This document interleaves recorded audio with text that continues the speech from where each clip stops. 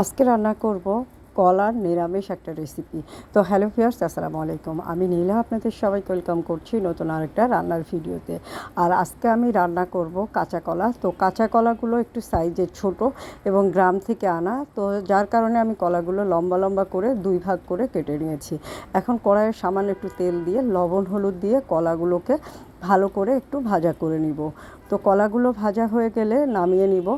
আর আজকে আমি রান্না করব কোনো রকম পেঁয়াজ রসুন ছাড়াই কলার একটা নিরামিষ তরকারি। আর হালকা করে এই ঝোলটা করব, খেতে যেন ভালো লাগে এবং এভাবে তরকারি খেতে কিন্তু খারাপ লাগে না। তো প্রথমে কড়াইয়ে তেল দেব এবং দিয়ে দিব শুকনো মরিচ আর একটা তেজপাতা। এটা ভালো করে ভাজা করে নিয়ে দিয়ে দিব একটু কালো জিরা দিয়ে তেলটা গরম হয়ে গেলে এখন ভেজে নেওয়া কাঁচকলাগুলো দিয়ে দিব সামান্য একটু লবণ হলুদ এবং জিরা গুঁড়া দিয়ে সামান্য একটু পানি দিব এবং পানি দিয়ে এই কলাটাকে আমি একটুখানি কষিয়ে নিব।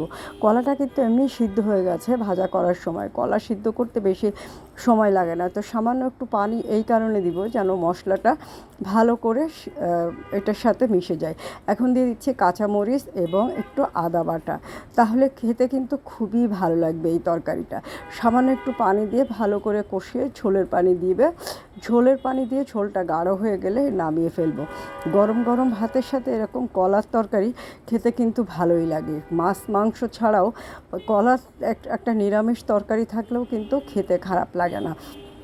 আমার কাছে খুবই ভালো লাগে এবং পরিবারের সবাই কিন্তু খুবই পছন্দ করবে। আর কম তেল মশলার তরকারি খেতে আসলে একটু অন্যরকম স্বাদ লাগে।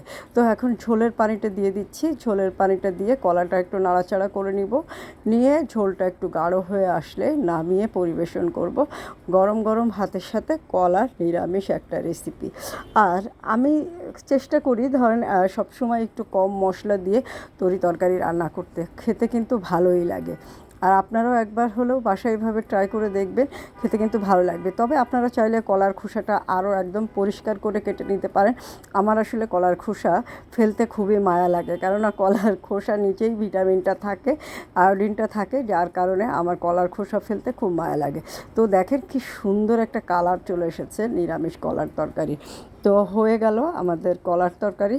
আর এভাবে আপনারা একবার হলেও বাসায় ট্রাই করবেন। খেতে ভালো না লাগলে আমাকে কমেন্ট করে জানাবেন যে আপনার রান্না দেখে রান্না করেছি, খেতে ভালো হয়নি। আসলেই খুব ভালো লাগবে।